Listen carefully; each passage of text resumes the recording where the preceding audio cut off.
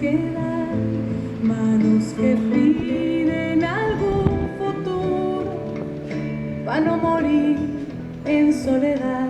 Allá, allá. Mano vieja que trabajaba enlazando algún telar, mano esclava aprendiendo. Aunque ya no sea esperanza, aunque en ocasiones deje de llamarme clemencia, no me deje con la mano estirada. callosa y todo, es mano amorosa. Se me puso callosa de tanto lavar ropa ajena. Se me puso callosa de tanto barrer y trapear. No me deje con la mano estirada. Se me torcieron los dedos, pero es mano amorosa. Se me torcieron de tanto planchar. De meter las manos a la nevera. Amparo, Consuelo, Esther, Yadira, Marta, Mirella, Cecilia, Rosa, Esmeralda, Ana, Fernanda, Lucía, Luisa, Lili, Piedad. Piedad. Aunque también soy Dolores. Soy Consuelo. Soy Esperanza. Clemencia he sido. No me deje con la mano estirada. No me deje con la mano estirada. Dígame lucha. Yo también soy Lucha. Todas somos lucha. Aunque te llames como te llames. Aunque tu nombre solo sea un nombre más.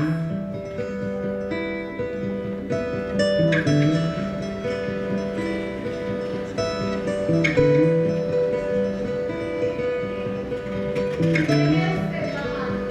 Deme su mano. Deme usted la mano. Deme su mano.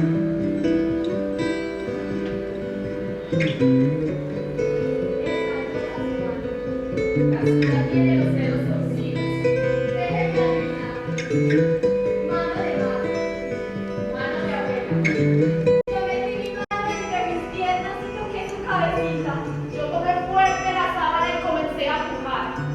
Con esta mano me pasé varias noches meciendo una cuna improvisada.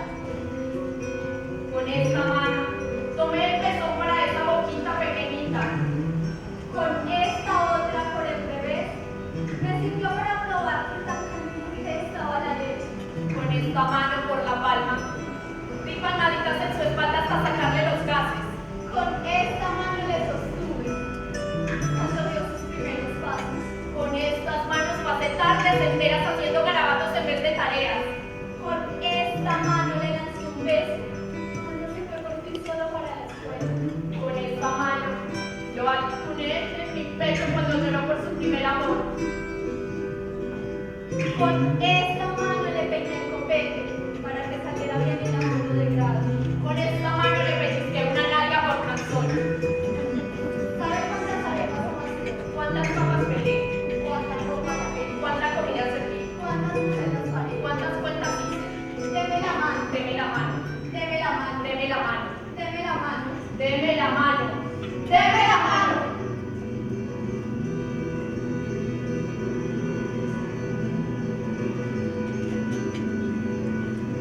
Las manos duelen. Duelen demasiado cuando tiemblan. Tiemblan cada vez que tengo que desconectar el radio.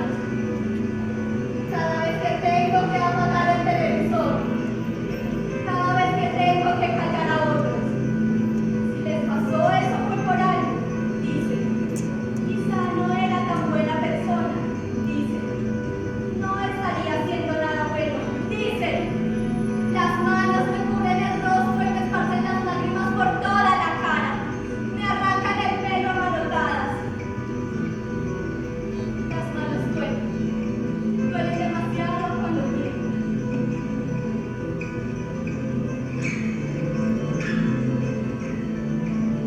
Las manos tiemblan.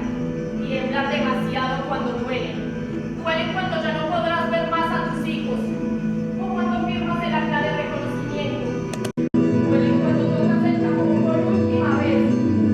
Cuando te agarras el pecho fuerte para que no se te salga el alma.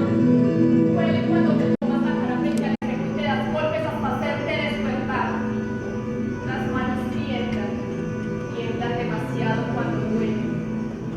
A mí me duelen los nudillos de tanto tocar cuerpos. Me duelen los dedos. Se tocan puertas, se unen manos. Todas las manos que se unen son manos doloridas. Manos de mujeres adoloridas de tanto tocar puertas. Manos que se unen, que se alzan.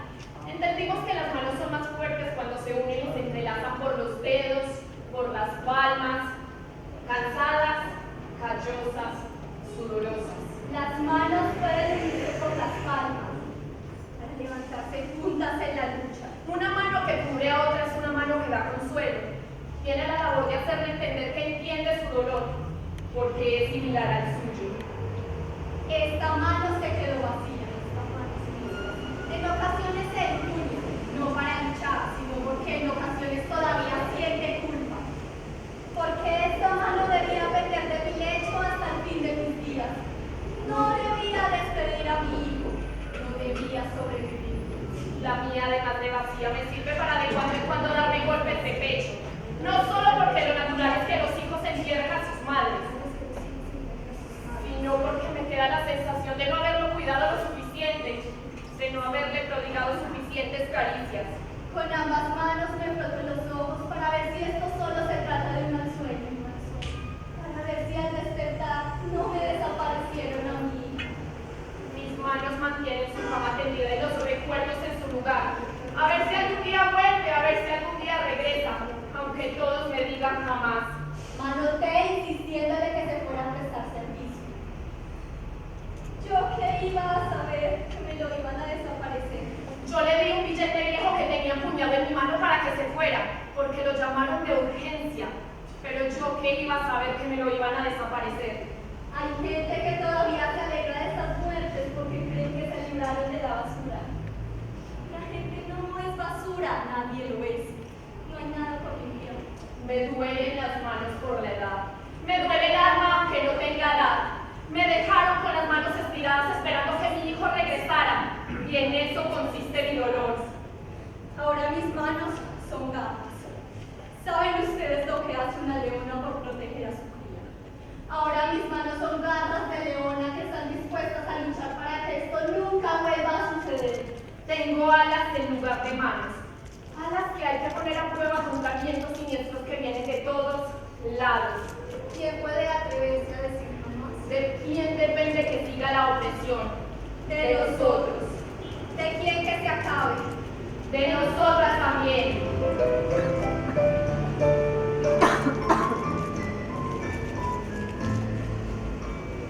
Manos de mujeres que han parido la verdad, manos de colores aplaudiendo algún cantar. Ay, ay, ay, ay, la, la, la, la, la, la, la, la, ay, ay, ay, mano fuerte va barriendo por leña en el fogón, mano firme cuando escribe una carta de amor, manos que Yo tiemblan. me doy palmaditas en la espalda para animarme a hablar. Yo me aplaudo cada vez que logro que alguien me escuche. ¿Cómo que de qué? De lo que me pasó a mí, de lo que nos pasó a nosotras. Yo junto mis manos y las choco así. Siempre así para animarme a hablar. De lo que no nos atrevíamos a hablar. En parte porque había miedo, en parte porque no lo entendíamos, en parte porque había dolor. Yo me felicito por ser la voz de las que aún no denuncian. Todos los días me doy palmaditas en la espalda para animarme a hablar. Y hoy me siento muy feliz porque por fin lo he logrado. Puedo hablar de lo que me pasó a mí, para que no le vuelva a pasar a los míos ni a los tuyos, que al fin y al cabo son los nuestros. Hoy soy una mujer nueva, una que nunca imaginé que tenía en mi interior. Primero ponía mis manos en mis oídos porque no quería escuchar más. Ahora mis manos en mis oídos me sirven para escuchar a todas aquellas mujeres que como yo han decidido no callar, sean gritos o susurros. Ahora puedo escuchar. Yo perdí a mi hijo. Yo perdí a mi hijo. Y al perderlo tuve que parir de nuevo. Parirme a mí misma, ya adulta. Con mis manos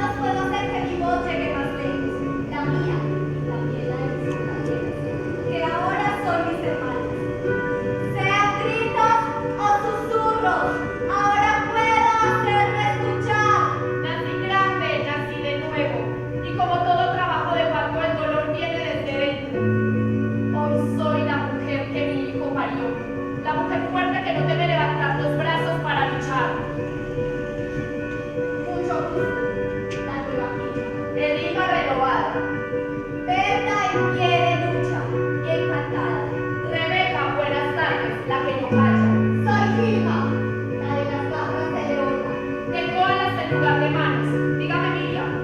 Soy la mano derecha de todas las Juanas, las Marías, las Rosas, de todas aquellas mujeres que han parido hijos que hoy son polvo y recuerdos. Soy la mano izquierda de todas las Constanzas, las Emmas y las Martas. Soy la mano izquierda de todas las mujeres que han parido hijos para una lucha sin cuartel. Si hubiera sabido que te iban a matar, yo mismo hubiera apretado fuertemente mis manos entre las piernas para que nunca salieras de mí.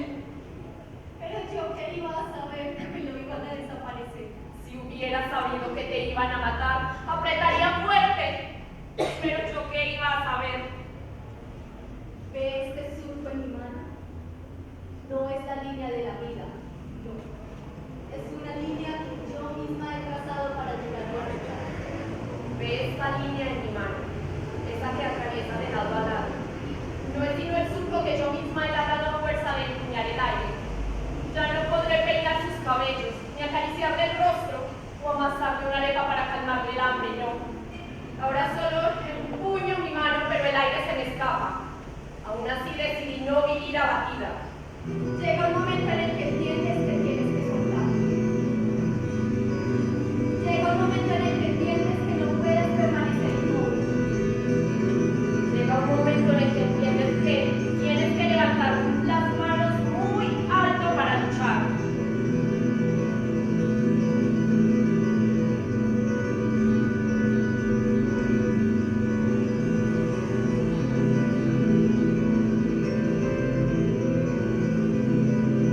Vio mis uñas, las he pintado de colores. Vio mis manos antes callosas, les he quitado la piel muerta y les he devuelto su tersura. Vio alguna vez mis dedos torcidos, ya no se nota, porque ahora empuño mi mano bien arriba de mi cabeza y se ve resistente. Vio mis manos antes temblorosas, ya no lo están.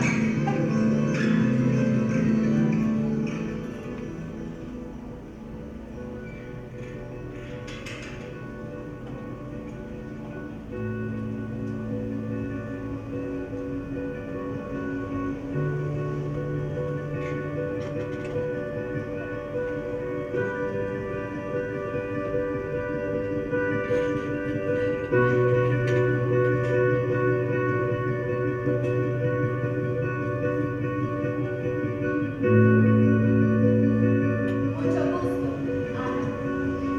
¿Te gustan los nuevos colores de mis pies? Cecilia, mucho gusto. No me dejes con la mano estirada. Le he quitado la piel muerta y le he devuelto su tersura. Ana, mucho gusto. ¿Qué dice?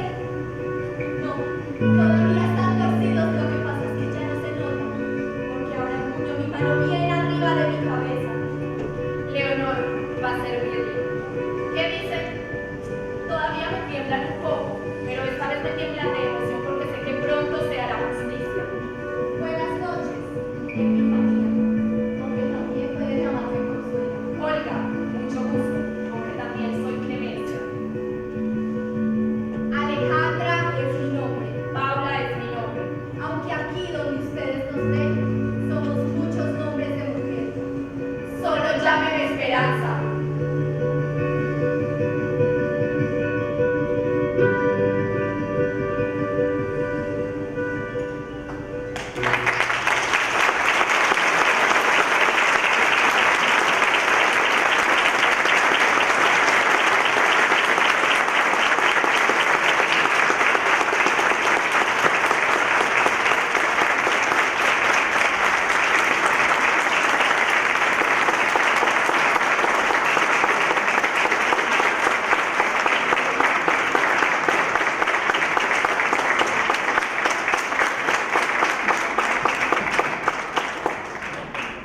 Bueno, bienvenidos a una nueva sesión de la Cátedra de Historia Regional de Manizales y Caldas. Yo invito a Laura. Alejandro, ¿ya puede prender la luz? No sé por qué me han mirado hoy como un poco raro, ¿no? No sé, nunca había visto tantas miradas extrañas, pero que me alegraran tanto el corazón. Entonces vamos a darle un momento la palabra a Alejandra, quien nos explicará aquí muy brevemente de qué se trata todo este bonito proyecto y esta presentación con la que iniciamos esta cátedra. sobre la historia del Festival Latinoamericano de Teatro. Laura, bienvenida. Bueno, buenas noches a todos. Pues nosotros somos Manos de Mujer. Somos un tejido de historias de lucha y resistencia que nos tocaron y traspasaron la vida. Mujeres que a través de sus voces y cuerpos narraron sus historias, abrazaron y construyeron este proceso de reparación simbólica desde la organización Voces Unidas Exigiendo Justicia. Estos rostros nos enseñaron como jóvenes y mujeres que ser humanos es pensarnos sensibles, odiar las injusticias y luchar por nuestros derechos. Somos universos simbólicos e históricos que representan la injusticia de la sociedad y la criminalidad del Estado, pero al mismo tiempo manos de mujeres que día a día escriben otros futuros desde los campos y las ciudades. Este es un arte que siente, un arte de memorias transformadoras y vivas que se teje como exigencia y esperanza de justicia que fue construido desde muchas manos. Pues hoy agradecemos al profesor Carlos Molano, que realizó pues la dirección y dramaturgia, a Paula Andrea y Alejandra, que hacen la interpretación, y a Oscar Ceballos, quien fue la creación musical. Muchísimas gracias. Buenas noches para los asistentes y para mi querido amigo Wilson. Voy a leer un texto muy breve, además, que tiene que ver con los asuntos que nos convocan. Manizales se llenó otra vez de locos. Le escuché decir en tono de mamador de gallo a un taxista joven mientras cruzábamos la esquina próxima al auditorio de la calle 50. En esa ocasión, varias columnas metálicas forradas con telas de colores eléctricos anunciaban una vez más la llegada a la ciudad de artistas, grupos y compañías teatrales de los 5 continentes. Acabo de ver por primera vez a un griego, dijo en otra ocasión un hombre mayor con gafas para miope, mientras observaba, sentado en las gradas de la Plaza de Bolívar, una obra del grupo OMA Studio.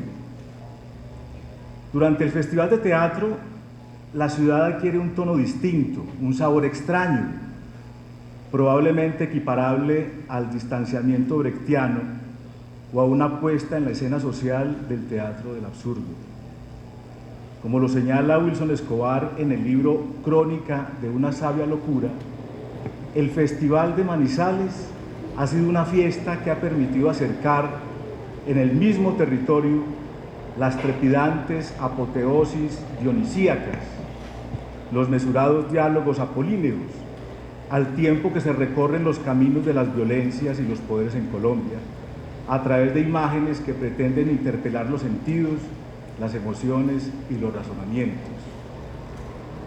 Suele afirmar un querido amigo aquí presente que con la llegada del festival parece cesar por un momento el insoportable chismorreo político local y en su lugar adquieren protagonismo las conversaciones inocentes, canallas o juiciosas de los diletantes.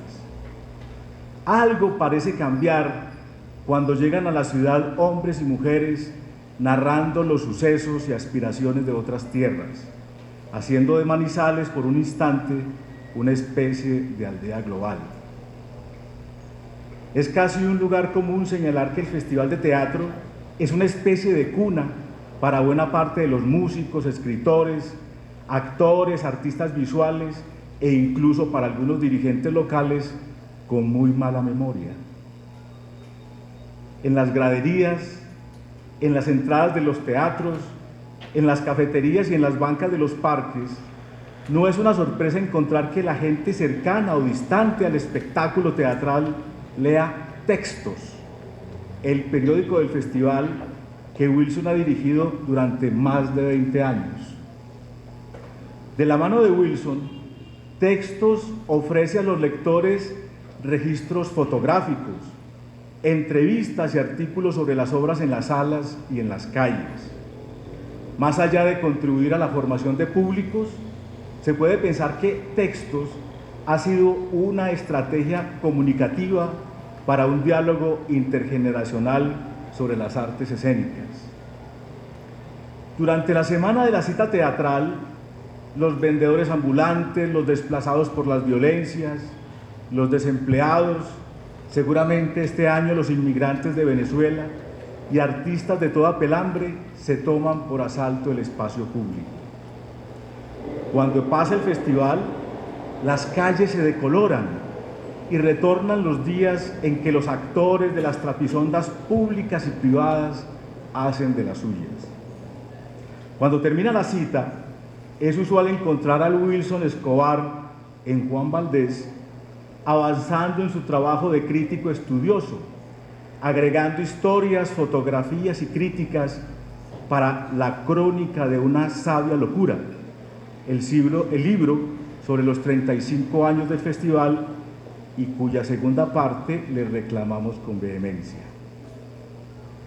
Para quienes no lo sepan, Wilson Escobar estudió Filosofía y Letras y una maestría en Educación con énfasis en multimedia, ambos en la Universidad de Caldas. En la actualidad realiza un doctorado en Comunicación en la Universidad de La Plata, Argentina. Además del oficio como profesor en la Universidad de Manizales y de su trabajo como crítico y editor de periódicos y revistas, vale la pena señalar que nuestro invitado de esta noche posee un tremendo lanzamiento de media distancia en el baloncesto. No voy a confesar otras historias de aquí porque no se trata del momento. Juego que desde hace más de 20 años compartimos cada domingo, con la misma pasión y ritualidad de los personajes de Shakespeare. Bienvenido, Wilson.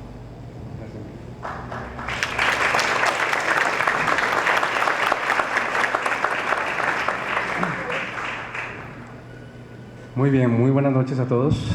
Muchas gracias por acompañarnos en esto que yo quisiera entender más como una tertulia alrededor del teatro, más que una conferencia magistral, de un evento que ha pasado por todos nosotros.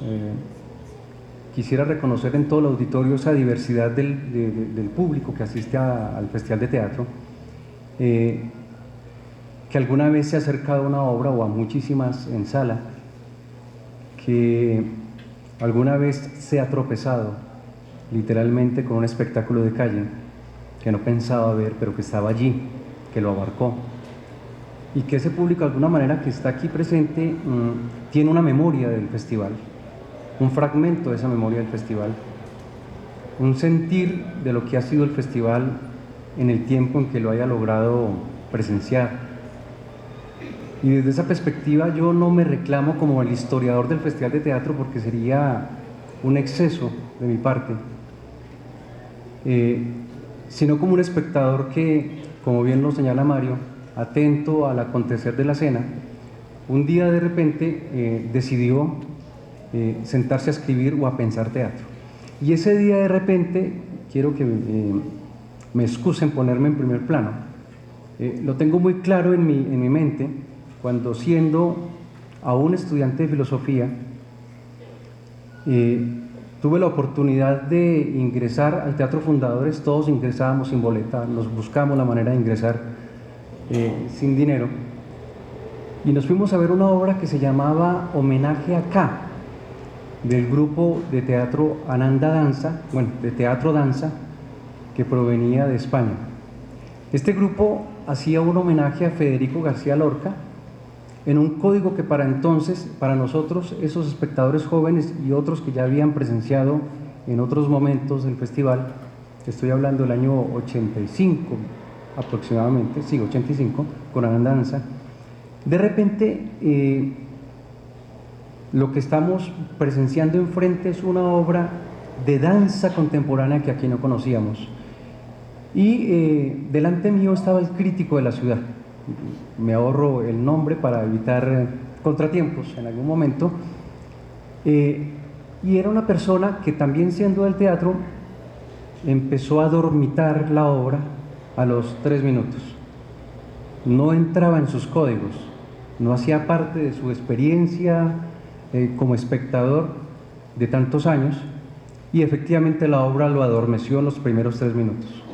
Lo vino a despertar uno de los disparos que insistentemente sonaban en la obra, y que era, o que suponían de alguna manera, la representación del fusilamiento del poeta Federico García Lorca. Despertó y salió del teatro bastante indignado, y yo creía que no iba a escribir sobre la obra al día siguiente. Efectivamente lo hizo, y lo hizo con desprecio por ella. No consideraba que eso era teatro, y desde entonces me prometí de alguna manera ser un espectador atento y abierto a esos códigos. Hecho esta pequeña introducción, pues primero agradecer a los organizadores, al profesor Francisco, pues por invitarme a esta sesión que parece, bueno, se ve muy nutrida, y fundamentalmente reclamar el hecho de que no puede ser otro mejor que este escenario para hablar de teatro, porque la Universidad de Caldas está muy vinculada con los orígenes mismos del festival, con el desarrollo mismo del festival, y lo vamos a ver en algunos momentos. Desde mi perspectiva, en estos minutos que ya se han abarcado un poco en su inicio, no les voy a contar la historia del festival, les voy a contar, o voy a compartir más bien con ustedes, para que al final dialoguemos en lo posible, algunos momentos claves de esa historia del festival. Y esos momentos claves empiezan por la pregunta que tengo allí en pantalla, y es: ¿por qué se hace un festival latinoamericano y por qué lo hacemos, o por qué se hace en Manizales? Porque es la pregunta que se hace el que viene, el forastero, de ver una ciudad pequeña, de ver una ciudad que tiene una dinámica cultural, que tiene hoy por hoy, unos teatros mucho más apropiados que entonces. Y nos lo hacemos internamente también porque quienes de alguna manera hemos trasegado por esto de ser espectadores de teatro, sabemos que la ciudad, y esto es un poco delicado cuando yo lo menciono en algunos espacios, no hemos sido tan fuertes en el tema teatral. Hoy, con la presencia de la facultad del Departamento de Artes Escénicas, se ha venido ganando en esa dinámica, pero antes de existir la facultad, la ciudad tenía un movimiento teatral, sí, pero era un movimiento que no era reconocible en escenarios nacionales o internacionales. Pero bueno, yo quiero empezar por allí. Quiero empezar recordando lo que seguramente en otros momentos de la cátedra se ha conocido, y es que desde 1860 la ciudad tuvo fiestas reales en honor a la Virgen del Carmen, y que de esas fiestas reales de alguna manera derivaron en unos carnavales, porque de alguna manera estaban muy vinculados con el hecho teatral. Las fiestas reales duraban 9 días, y fundamentalmente el pueblo en ese momento se transformaba un poco como lo que proponía el profesor hoy, con máscaras para afrontar esa festividad de carácter religioso, pero que inmediatamente vinculaba el espíritu carnavalesco para dar cuenta de ese fervor por la Virgen María.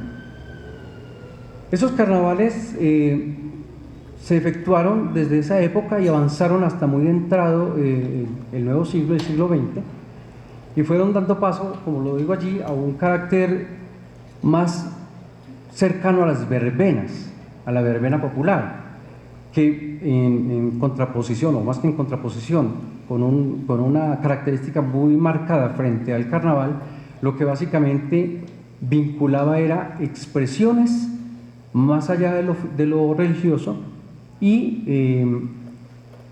establecía puentes identitarios con las formas cotidianas de vivir la ciudad. Podría plantearlo en términos de cátedra, historias mínimas de ciudad.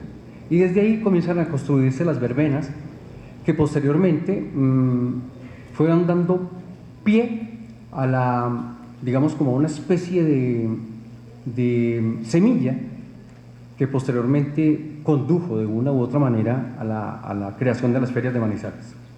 Si alguien me regala un poquito de agua, qué pena hacerlo público, pero se va quedando uno acá. Muy bien, otro antecedente que me parece importante es la presencia en la ciudad de los títeres. Es muy curioso porque Manuel Lucho Sepúlveda fue el primer personaje creado por un titiritero en la ciudad, Sergio Londoño. No era un manizaleño, era un antioqueño venido de Abejorral, que como solía pasar en aquellos años, por supuesto ahora esta era una ciudad en la que recalaba mucha gente porque de alguna forma era como la nueva ciudad en el concierto de la colonización antioqueña, en la que se estaba de alguna forma cultivando un cierto sentido por la cultura. Había una verdadera pasión por encontrar en este filo de la montaña algún aspecto que hiciera calentar las noches de la ciudad de alguna manera. Manuel Lucho había llegado a la ciudad y se desempeñaba en las labores de cualquier citadino, pegaba afiches, hacía cualquier cosa para sobrevivir, y a la ciudad llegó una compañía de variedades en 1914 que se interesó por el personaje no solo porque hiciera esto que no tenía nada que ver con el arte, sino porque cantaba y parece que lo hacía muy bien. Esa compañía lo invitó a participar del elenco y él se negó porque pues, no tenía ese interés de andar en la vida con un espíritu trashumante, ya quería hacer raíz en la ciudad y tenía una habilidad para construir muñecos y para contar con esos muñecos de guante. Pues bien, este está muy datado por la historia en distintos aspectos, que fue el primer titiritero de guante que existió en Colombia, y sus primeros títeres fueron acá. Sobre qué pasó con Manuel Lucho tiempo después, o qué es lo que sucede, pues aquí deberíamos tener en algún momento, o yo no sé si la tuvieron, una cátedra sobre el tema Manuel Lucho, porque hemos vivido de espaldas a esa bella tradición, a esa rica tradición que se logró crear en la ciudad. Hay otro momento, otro antecedente que me parece sustancial, y es que desde los años 20 es muy conocido que la ciudad tuvo una fuerte presencia de teatros, se hacían teatros en la ciudad, hubo una coexistencia de por lo menos 5 teatros desde esos años 20, y no necesariamente para el cine, que de alguna manera daban fe de esa dinámica cultural que tenía la ciudad. Y entre ellos el Gran Teatro Olimpia, que todos tenemos referenciado. Ese Gran Teatro Olimpia, pues que también todos tenemos esa memoria, o porque no la han contado también, es que vivió sus años de apogeo y en su declive terminó en manos, digamos, como voy a utilizar la expresión, de la pornomiseria. Yo recuerdo haber asistido a las últimas funciones del Teatro Cumanday de cine, y esto era aún peor que entrar al Teatro Manizales en sus peores épocas. El teatro comenzó a ser demolido, yo recuerdo, veía este balín pesado con lo que comienzan a derribar las edificaciones en un marzo de algún año allí, 79 creo yo, y de repente, meses después, llegó la declaratoria de patrimonio arquitectónico, algo por lo cual venía luchando la Universidad Nacional hace mucho tiempo, soportando todos los requisitos para la declaratoria. Comenzó a ser derribado y 5 meses después, creo que es un poco el periodo, llegó esa declaratoria. Fue reemplazado en 1965 por el Teatro Fundadores, que para entonces el Teatro Fundadores fue algo muy especial, porque en una pequeña historia que tuve oportunidad de contar sobre el teatro, supe que efectivamente los arquitectos manizaleños, los que estaban enfrente de esta gran obra, tuvieron viajes incluso a Nueva York para observar cómo eran los teatros en Nueva York, los más modernos de Broadway en ese momento. Incluso llegaron hasta París para mirar teatros modernos que permitieran hacer a escala uno parecido. Y efectivamente este fue un teatro que se hizo con todos los, para utilizar la expresión cotidiana de muchos de ustedes, con todos los juguetes, que fue muy curioso porque más de 1.300 butacas, 66 reflectores, un escenario giratorio, fosos móviles, escenario de ensayos, salones de exposiciones y conferencias, y uno podría seguir. Efectivamente era un teatro que tenía tantas cosas que para entonces no se sabía cómo utilizarlas. Durante esos primeros años el Teatro Manizales, el Teatro Fundadores, perdón, por lo que recuerdo, por lo que yo ubico históricamente, los mejores espectáculos que llegaban eran Montecristo y Los Chaparrines, y vinieron en 2 y 3 oportunidades porque no encontraban otros tipos de espectáculos. Recordemos, pues, o ubiquémonos en una época en la que difícilmente había una suerte de mercadeo o empresarios de la cultura que estuvieran pensando en traer grandes espectáculos a Colombia. Fue justamente esa situación que obligó a que en un momento determinado cualquiera de nosotros viviendo en esa época se parara enfrente del fundador y pensara lo que en su momento pensó Carlos Ariel Betancourt, que era el presidente de la Sociedad Pro Cultura de Manizales, una institución de carácter cívico, que se paró enfrente junto con Ernesto Gutiérrez Arango, que era el rector de la Universidad de Caldas, en alguna tomada de café, y dijeron: bueno, ¿qué vamos a hacer con este teatro? Se nos está volviendo un elefante blanco. Y todo lo que nos costó, porque todos sabemos que el Teatro Fundadores fue el florero de Llorente, que condujo, en medio de tantas otras polémicas, a la separación o a la desmembración de Caldas, Quindío y Risaralda. Fue el gran pretexto que llevó a que comenzara este proceso y que seguramente en otras cátedras se habrá abordado con exhaustividad. Había una especie de ambiente estudiantil en la ciudad porque para ese año se había elegido a la ciudad como una especie de subsede del tercer Festival Nacional de Teatro Universitario. La Asociación Colombiana de Universidades venía planteándose un festival universitario de teatro, ya se había hecho en 3 oportunidades, y ya se iba para el 4º festival. Bueno, pensemos en Manizales, acaban de inaugurar un teatro, tiene todas las condiciones para presentar obras de teatro allí. La pregunta que desde no una perspectiva histórica sino más sociológica que se podría uno plantear es: por suerte estaban estos señores pensando en un festival de teatro, porque, y no lo digo con desdén, en cualquier otro momento se hubieran planteado un festival internacional de la arepa o del chorizo, como en algún momento lo digo allí, porque era una idea cualquiera. La ciudad no tenía un soporte teatral para pensar en un festival internacional. Había un grupo incipiente en la Universidad de Caldas, que tenía para entonces 25 años de creación, y poco más había en la ciudad. Todavía no habíamos llegado a los años en los que comienza un desarrollo con unos grupos, digamos, emblemáticos de la ciudad, como es el Teatro La Brecha y otros que le suceden. Luego, entonces, lo que pasa allí es que había como una suerte de necesidad de justificar el teatro de los fundadores entre propios y extraños, con un evento que fuera de una naturaleza más continental.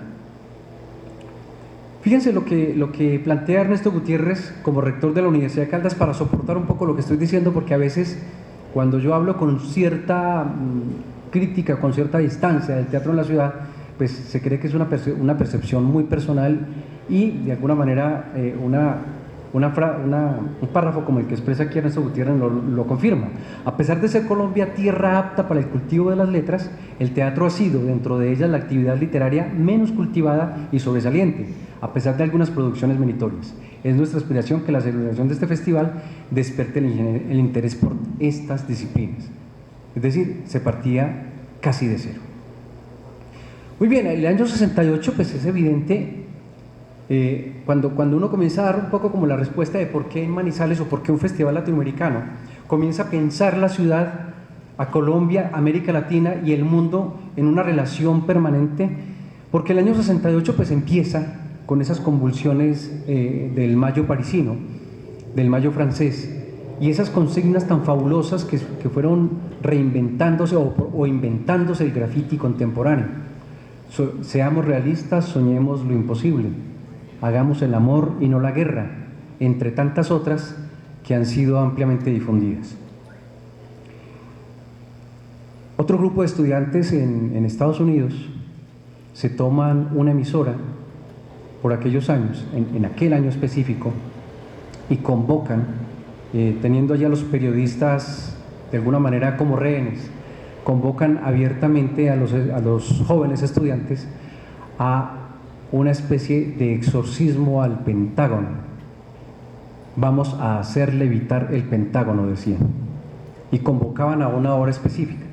Efectivamente, pues las fuerzas militares de Estados Unidos pues no se creían semejante desproporción.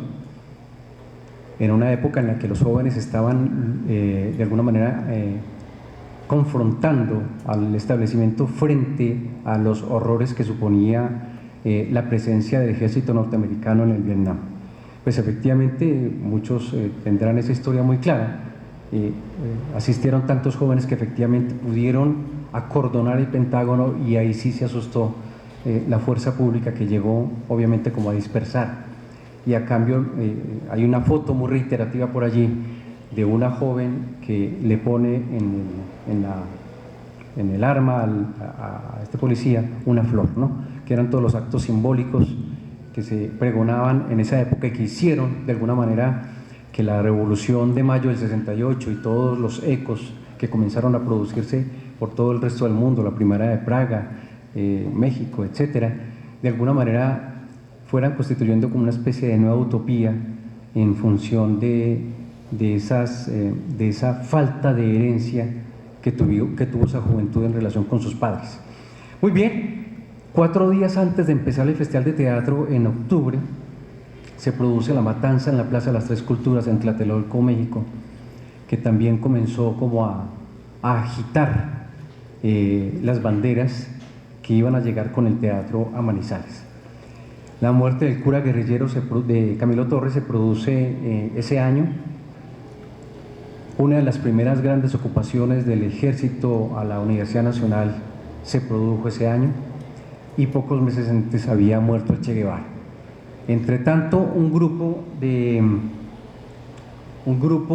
de académicos, en este caso comandados por el rector de la Universidad de Caldas, un grupo de líderes que estaban vinculados con la Cámara de Comercio, Emilio Echeverry, el mismo Carlos Ariel Betancourt y otro puñado más de líderes de la ciudad, estaban soñando en hacer de una convocatoria básicamente teatral para que los grupos universitarios no profesionales vinieran aquí y confrontaran ilusoriamente sus estéticas. Y digo ilusoriamente porque esto empezó a desbordarse. En 1969, aquí hago un adelanto y lo introduzco en este punto, es porque de alguna manera todo el mundo se preguntaba por qué un festival en Manizales, cuando en el año 68 se produce todo esto y llegan alrededor de unos 400 estudiantes de América Latina a presentarse en las salas y en las calles, porque llegaban incluso grupos que no habían sido invitados y se presentaban en cualquier lado. Y yo creo que la mejor explicación la da Sergio Bodanovich un año más, en el año 69, cuando llega a ser jurado del festival y descubre esta ciudad primero en donde estaba. Venía de Chile y como es una ciudad pegada al abismo, le tocó aterrizar en el aeropuerto de La Nubia y como a muchos de los visitantes, pues eso le produjo un horror inmenso de no saber en dónde estaba aterrizando. En algún momento decía por allí, él creía haber aterrizado en una nube, decía. Y luego encontrar esta fiesta, encontrar este carnaval, encontrar esta agitación de masas en una ciudad que estaba rodeada de conventos, había más conventos que universidades, ¿sí? Y entonces, esta gente tiene que estar loca, decía Sergio Bodanovich, tanto por haber fundado la ciudad ahí donde está, pendiendo del abismo, como por haber hecho el teatro moderno más complejo de Latinoamérica, con una parrilla escénica que ya se la quisieron la Sala Teatral Europea. El texto de Bodanovich es mucho más largo y comienza a hablar de los síntomas. Él dice que hay muchos síntomas de esa sabia locura, porque entonces, ¿cómo es posible que una ciudad tan conservadora acoja a tanto hippie de América Latina? ¿Cómo es posible que una ciudad tan conservadora permita que en su sala central vaya la sociedad manizaleña, la más encopetada, y disfrute de un teatro que le está diciendo que esta es una aristocracia que debería ser derrocada del poder y de la misma sociedad? Porque a eso se iba la sociedad manizaleña, a que le cantaran sus verdades o sus vergüenzas o sus o su mundo de poder y de ¿cómo decirlo?, de altanería frente a una ciudad empobrecida, porque finalmente estamos hablando de una ciudad con profundas brechas de carácter social. En algún momento un crítico de La Patria, ya en el primer día, estaba diciendo: yo creía que iba a encontrar, era un español, yo creía que iba a encontrar un festival de teatro y me encuentro es una aristocracia viendo teatro. Era un poco lo que se planteaba. Muy bien, el primer festival se hace del 4 al 12 de octubre del año 68, esto para la tarea de la próxima cátedra, por lo que estoy viendo. Emilio Echeverri, el director de la Cámara de Comercio y miembro de la Sociedad Procultura, con la asesoría técnica de Gilberto Troncoso y Alberto Castilla, que era un ciudadano español que andaba por estos lados y que de alguna manera le dio como ese trabajo de relaciones públicas al festival para empezar a hacer esta proeza. El epicentro evidentemente del Teatro Fundadores, la foto no se ve muy bien, pero allí aparece un grupo de teatro de Venezuela, que es de los primeros en subirse al escenario. Esto es muy curioso porque uno cuando comienza a construir la historia a veces tiene más facilidad de acceso a la palabra que a las imágenes. Todos tienen una historia por contar y cuando uno va a buscar las fotos no están. Y cuando incluso uno se va para La Patria, en la época cubría muy mal el Festival de Teatro de La Patria, como muchos otros eventos seguramente los cubría muy mal fotográficamente. No había el recurso, no había, digamos, la dramaturgia para adentrarnos en teatro, para hablar con claridad de lo que estaba pasando, ¿cierto? Y entonces, claro, los grupos, cuando uno abre La Patria de aquellos años, no se ven en escena, sino que se ven posando para el fotógrafo Sarmiento de la época, porque ese era el estilo del fotógrafo, era no aguantarse la obra de teatro porque seguramente se dormía, él y muchos otros, sino esperar a que salieran y los ponía en página social. Digamos que ese es el contexto.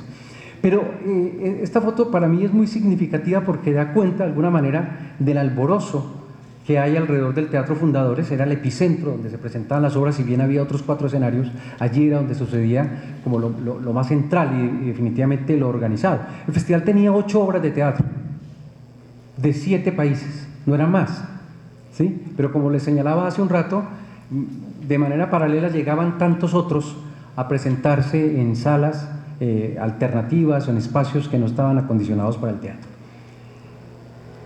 83 universidades de 20 países fueron convocadas. Entonces, he estado leyendo ahora cómo convocan a la cátedra, cómo la hemos vivido, cómo se ha gestionado. Me parece que es interesante es porque esa primera época del festival nadie viajaba a ver las obras.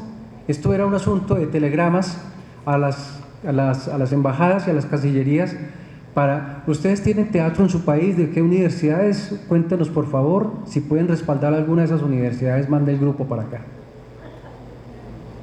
Eso era. Entonces, claro, se mandó información a 83 universidades de 20 países, 23 de ellas respondieron al llamado y se hizo una selección, pero no porque fuera una selección de calidad, sino porque básicamente no había espacios y no había recursos para hacer un festival con 20 o 23 agrupaciones. Llegaron agrupaciones de Argentina, Brasil, Ecuador, Perú, Paraguay, Venezuela y Colombia. Los grupos venían, como lo acabo de señalar, por autogestión o por la gestión que se hacía con las embajadas y también hay que decirlo en autostop. Se recuerda muy especialmente un grupo que venía de Argentina, seleccionado, se le cayó el patrocinio de su embajada, los muchachos insistieron y se vinieron haciendo un recorrido desde Argentina hasta Colombia desde 2 meses antes para llegar a la función. Creo, si no estoy mal, ahí sí la memoria me traiciona un poco, que llegaron como unas horas antes a presentar su función. Y ya la habían de alguna manera presentado, la habían recorrido por distintos escenarios de América Latina, lo cual de alguna manera les daba una ventaja frente a otros grupos que llegaron. Hay crónicas que dan cuenta de cómo efectivamente segundos antes los actores están todavía leyendo los textos a ver si no se les olvida para la función, algo que obviamente hoy es impensable en un tema de una representación incluso como la que acabamos de ver. Muy bien, venían a concursar por la mejor obra, que es un poco que va dando un poco respuesta a esa pregunta de por qué fue Manizales y por qué no en otra parte, o por qué no en Argentina, en Buenos Aires, en Cuba, en México, donde realmente sí se respiraba teatro, o donde había una larga tradición teatral, o la misma Bogotá. Pues digamos que el anzuelo fundamental fue ese: va a ser un festival de teatro universitario que va a tener un ganador, pero el que va a elegir ese ganador no va a ser un teatrero por ahí, un director desconocido, va a ser un jurado calificador de altas calidades intelectuales. Pues bien, uno se acerca y mira en la patria del día en que se inaugura el festival. Se inaugura hoy el Festival Latinoamericano de Teatro. Pablo Neruda llega a las 12 del mediodía a Manizales. Esa era la gran sensación. Era el poeta de América Latina. Era el premio Nobel que no se lo habían dado, pero todo el mundo lo sentía como el premio Nobel. Pero no solo venía Neruda, entonces venía también Miguel Ángel Asturias, llegó 3 días después. Ese sí había sido premio Nobel ese año, hacía unos cuantos meses había sido premio Nobel. Y una ciudad de estas, como la que he señalado, seguramente con algunas percepciones subjetivas frente a la historia, tener aquí 2 premios Nobel de alguna manera, siendo jurados de un festival de teatro, esto era una cosa absolutamente fascinante. Entonces, lo del teatro comenzaba a tener como un segundo plano, porque la sensación era ¿cuándo llega Neruda? Desde días antes. Efectivamente, Neruda en el aeropuerto con toda la plana mayor de la ciudad, con su Matilde Urrutia, en esa descomunal presencia de Pablo, enorme. Y, que me voy a adelantar aquí, su recital. Es muy simpático porque su recital iba a ser en el Teatro de la Universidad de Caldas. La universidad de hecho convoca a través de La Patria al que quiera ir, porque en su momento también se creía que el tema de la poesía, como el tema del teatro, como tantas cosas de la cultura, pues era de unos pocos. Pero algo pasaba con el poeta Pablo Neruda, que así no se haya leído, la gente sabía quién era Pablo Neruda, desde dónde cantaba sus versos, a quién se los cantaba, ¿cierto? Esos 20 poemas de amor y una canción desesperada, Farewell, y todas estas otras grandes historias que contaba. Pues sorprendió esa respuesta a tal punto que cuando el rumor corría por las calles, en la Universidad de Caldas dijeron: no, esto no puede ser aquí, eso tiene que ser en el Teatro Fundadores. Y a última hora dijeron: es en el Teatro Fundadores. Pero esa última hora no valió. Al Teatro Fundadores le cabían 1.300 personas y, según estima el periódico La Patria en su momento, eran alrededor de 4.000 personas las que querían entrar a ver o a escuchar al poeta Pablo Neruda. Bueno, es evidente que esa historia ha sido 1000 veces contada, como efectivamente adentro ya no eran los 1.300 ni los 4.000 de afuera, pero sí al menos unos 3.000 que coparon cualquier espacio del teatro, rompieron los cristales de afuera, hubo lesionados, que da cuenta allí La Patria, un par de lesionados, por suerte no muy fuertes, y el mismo poeta parece ser que de tan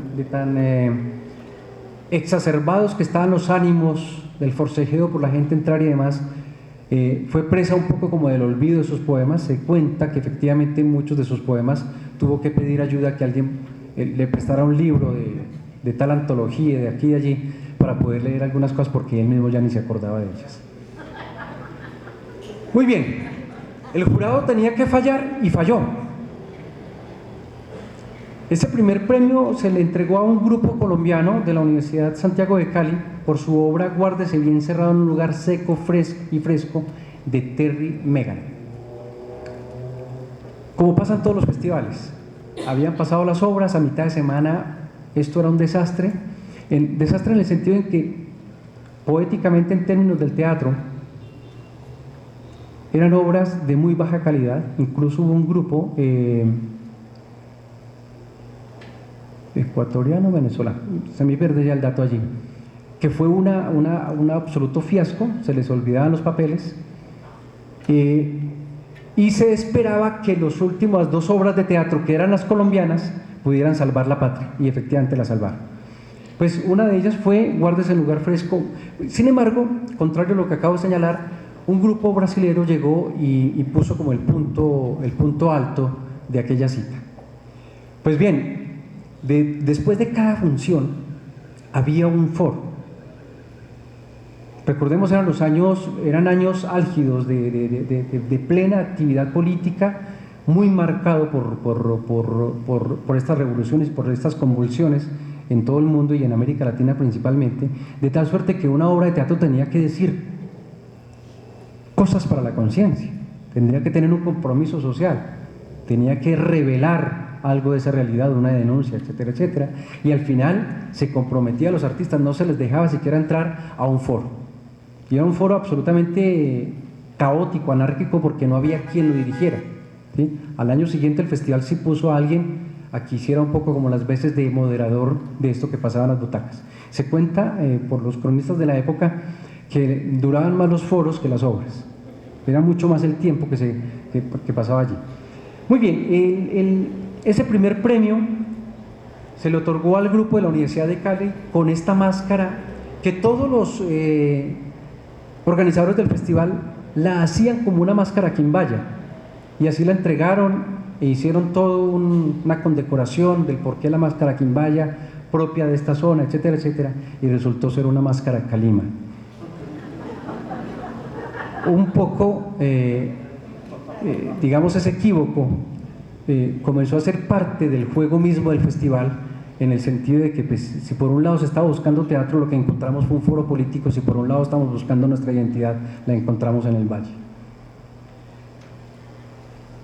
Diario La Patria, escribe Miguel Ángel Asturias el día en que va a partir de Manizales. Antes de salir de Manizales quiero dejar constancia que no participé en las deliberaciones del jurado calificador de las obras de teatro presentadas, que no era jurado, sino presidente honorario, y que por lo tanto soy del todo ajeno al fallo en referencia. Lo mandaba en un escrito a mano alzada al diario La Patria, porque cuando termina el festival esa noche de domingo, el jurado, con Pablo Neruda, con Miguel Ángel Asturias y con otros personajes allegados ya desde el mundo teatral, de repente comienzan a encontrar la obra ganadora con sus criterios. Terminan a la 1 de la mañana y a las 2 de la mañana en el Club Social Los Andes, aquí en el centro de la ciudad, dan el fallo, y esto se volvió otro foro hasta las 5 de la mañana, que esa no era la obra, que era la de Brasil, y hubo una total desautorización al jurado, así hubiese sido Pablo Neruda.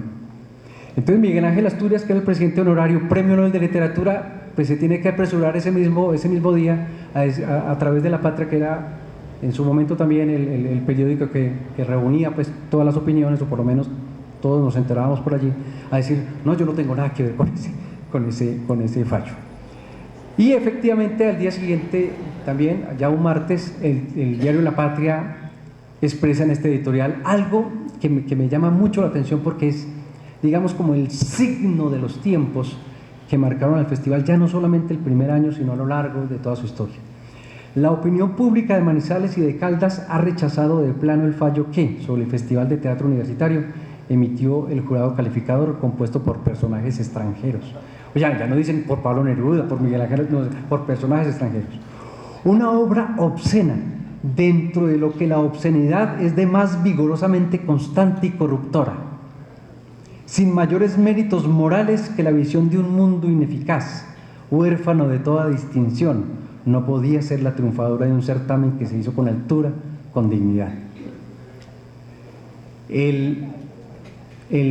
¿Cómo se dice? El sello moral que iba a acompañar, o que iría a acompañar el festival durante muchos años, hasta la partida de Monseñor Pimiento, como muchos recordarán. Festival en busca de grupos. Fíjense un poco, perdón la expresión, fíjense, recalco mucho en esto de cómo era la gestión. O sea, se mandaba información y las embajadas o los organismos de cada país respondían. El grupo de teatro universitario Madre y Maestra de Santiago, que ya se ha inscrito para el segundo festival, parece tener una buena organización y seriedad, pero en cuanto a su calidad es muy difícil emitir concepto, debido a que el grupo solo tiene más o menos un año de fundado y sus presentaciones relativamente pocas. Si posteriormente esta misión obtiene alguna información que considere útil para el comité, gustosamente se le comunicará. Eran las dificultades enormes de encontrar grupos de calidad. Había emisarios, sea, después de la primera edición del festival ya comenzó a haber un poco como emisarios, como para buscar grupos que alzaran un poco la calidad del festival porque no daba con lo que se había visto en ese primer año. En ese segundo estival no, porque de hecho era invierno, no era una época festival. En esta segunda edición oficiaron como jurados el escritor argentino Ernesto Sabato, que era el presidente de honor, el dramaturgo español Alfonso Sastre, el crítico chileno que mencioné ahora Sergio Bodanovich y el venezolano Rubén Montesinos. Seguía un poco la idea de que el festival debía seguir siendo de concurso a pesar de la calidad, porque digamos en términos de gestión lo que se había logrado era dar un salto enorme en relación con otros festivales que coexistían en su momento en Cuba, que derivó muchos años después en Mayo Teatral, en Brasil, que se quedó muy encerrado en la región, y en México. El sello identitario de este festival era el jurado, o sea, no era el teatro, era la intelectualidad, era otra cosa distinta, pero teniendo como pretexto el teatro. Entonces la presencia de Ernesto Sabato era otro momento importante en el festival en ese momento, y era, creo que puedo decirlo en este momento, era como el principal empeño de los organizadores de la época. Sobre el teatro, pues aquí llegarán las obras, pero ¿a quién ponemos de jurado que sea realmente y que invite a toda una nación, a todo un continente a que se siga mirando el manzano? Y comenzaban a hacer como lo que se hace en las juntas directivas, lancemos ideas y cosas. Y en algún momento en la historia que tuve la suerte de contar, le mandaron carta hasta a Charles Chaplin. ¿Sí? Bueno, carta no, la misiva llegó a través de la flota mercante gran colombiana, el embajador en Suiza donde vivía Chaplin, etcétera, etcétera, el representante de Chaplin, y pues Chaplin nunca supo que lo invitaron, porque eso llegó hasta algún punto ahí en alguna puerta que nunca le iba a llegar. Igual Chaplin le hubiese dicho que no, como Gabriel García Márquez dijo en su momento también que no venía a Manizales ya en las nuevas épocas, que eso sí la recuerdo con claridad porque tuve que hacer la carta rimbombante como debía hacerse, y la respuesta es: a mí me han dado ya muchos premios, pero especialmente el Nobel, y no voy a recibir un premio que sea distinto ya al Nobel, ya tuve lo suficiente, porque aquí le ofrecíamos la cruz. ¿Cuál es la que se ofrece aquí? La cruz, no, Alejandro Gutiérrez, creo que es la que se ofrecía. Y pues bueno, a decirle a García Márquez que se ha ganado el premio Nobel de Literatura, que aquí le vamos a darle a Alejandro Gutiérrez, con lo prestigiosa que es para nosotros, pues realmente no iba a ser algo de interés para él. Pero bueno, de regreso a Bogotá y ya oscuro, a la avioneta se le fundió la luz del altímetro.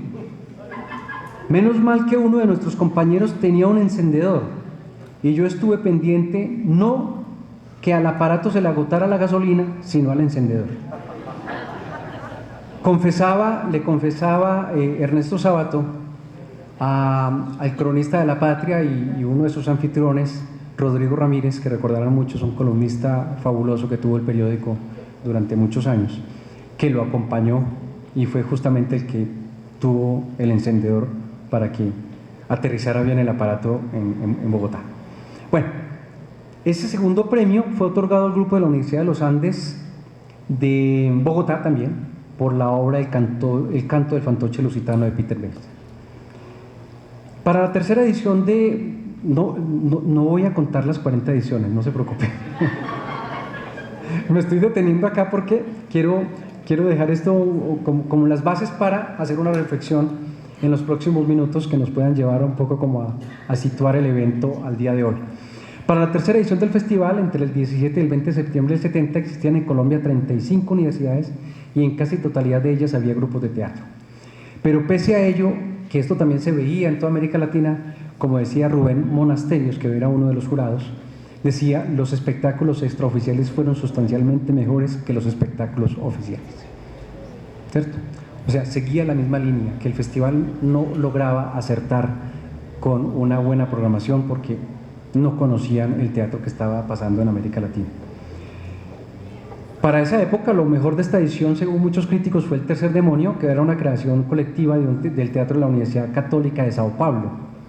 Algunos críticos comentaron que este espectáculo era excelente, pero que podía ser cualquier cosa, menos teatro. Y otros que el tercer demonio no es más que un juego insustancial de luces. Lo cuento porque efectivamente todo digamos, el trasegar de esos primeros años del festival seguía importando el mensaje de carácter político e ideológico y menos el mensaje de corte estético y poético que reclamaba el teatro ya para ese momento en muchas partes del mundo, solo que aquí todavía no llegábamos a ese punto.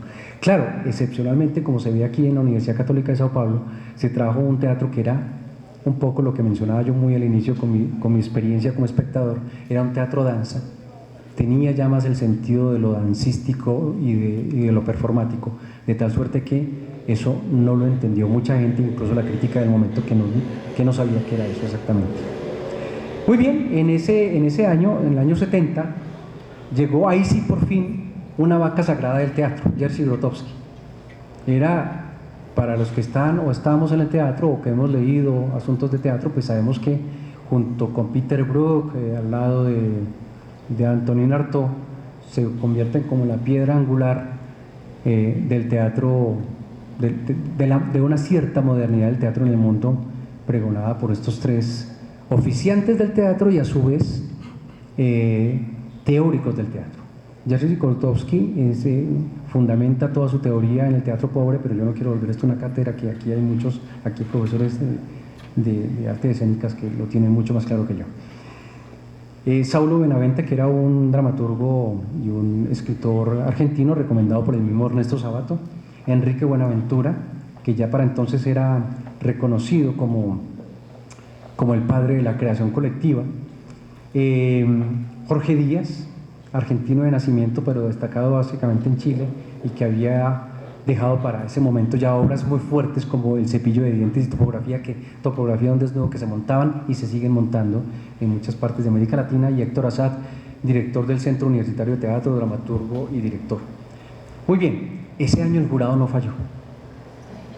O sea, ya la discusión era tan enconada, era tan difícil, que entonces comenzó el jurado como a trastabillar, ya no había la posibilidad de pensar en que hubiese una obra ganadora con los antecedentes que se estaban dando.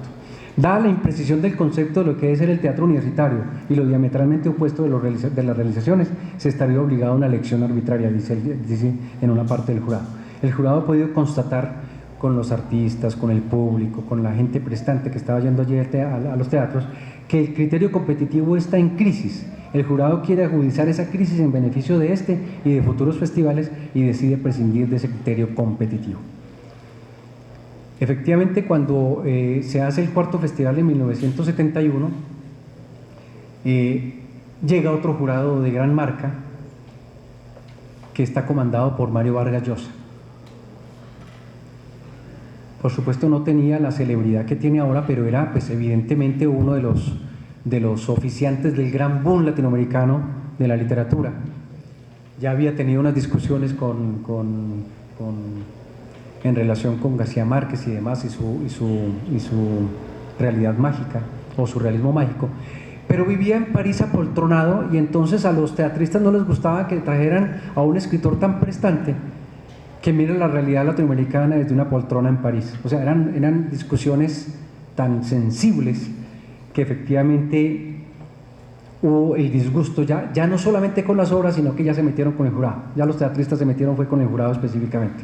Pese a que allí estaba Augusto Boal, que era un director artístico de gran trascendencia en ese momento en América Latina, Emilio Carballido, que era otro gran autor novelista mexicano, y José Monleón, que era el director de la revista Primer Acto en España, y que para ese momento era muy influyente en el teatro español y europeo en general, sobre todo por la resistencia con que el teatro español se lograba hacer, porque recuerden ustedes que todavía estaba Franco, después de tantos años haciendo su dictadura desde la Guerra Civil Española allí en su país. Hubo igual un par de obras deplorables en ese festival del 71. ¿Sí? Entonces, al jurado apoltronado en París, Vargas Llosa, y a la mala calidad, entonces ahí sí entró a mediar la iglesia. Y ahí sí fue todo, ¿cierto? Porque entonces la iglesia aprovechó la situación para comenzar a pensar desde la postura moral como le corresponde. Deploramos profundamente que este festival, llamado a ser un certamen de alta cultura latinoamericana, se haya convertido en parte un foco de agitación marxista, manzana de discordia entre grupos extremistas, plataforma de lanzamiento de ideologías extremas con gran perjuicio para la sociedad católica. Y esta carta que se mandó o se envió aquí al entorno local también se envió al presidente de la República en su momento, que era el que daba la plata, a Gerard Restrepo. Misael ya había cambiado, sí. El festival había iniciado con Gerard Restrepo, que le dio todo el respaldo, y luego llegó Pastrana, que estaba muy comprometido, también el conservador, con una sociedad conservadora. Y a la polémica se le sumó entonces también lo que ya se ha conocido ampliamente también desde su época, y era que muchos miraban con envidia que esto estuviera pasando en Manizales, que así no pasara el mejor teatro. Por lo menos aquí están las discusiones alrededor de las ideologías y de la política y también del arte de paso, y que aquí vinieran estos grandes intelectuales y demás. Y entonces había una asociación colombiana de teatro que quería llevarse el Festival de Teatro para Bogotá, que no veía el por qué una ciudad de estas tenía un festival de esta importancia. Caracterizado por el fomento de un teatro y una cultura oligárquicos, pretenciosos y sofisticados, por la importación de figuras representativas de la cultura decadente del colonialismo contemporáneo y de sus clases servidoras. Así era que identificaban con intereses muy marcados para llevarse a Bogotá este festival. Se veía que el público era bastante aristocrático, que efectivamente se estaba lesionando mucho la moral y que había demasiado colonialismo en la pretensión de traer estos grandes intelectuales a calificar las obras. En el año 72 no hubo festival por asuntos económicos, y aprovecharon la circunstancia, o se aprovechó la circunstancia para que, aplazándolo un año más, el festival había logrado una especie de imagen inmaculada en el resto, no solo del continente, sino en Europa, con la presencia aquí de Jacques Lang, que después, muchos años después, fue ministro de Cultura en Francia. Jacques Lang había fundado uno de los festivales más importantes que había allí en Francia y en Europa, que era el Festival de Nancy, y era muy parecido a este en términos de grupos pequeños, independientes, de grupos universitarios, etcétera, etcétera. Y entonces se propusieron hacer un festival en asocio con Nancy. Jacques Lang y otros representantes se comprometieron a traer 15 grupos de teatro europeos, y el Festival Latinoamericano de acá, los organizadores de acá, ponían los otros 15, y esto se iba a volver una muestra mundial. 2 meses antes, ya no fue que aquí no se consiguiera la plata, sino que tampoco en Francia se logró conseguir la plata para traer los grupos. Sin embargo, hubo una muestra oficial más representativa. Al haber 2 años de ausencia de festival, hubo una mejor presencia de teatros de América Latina.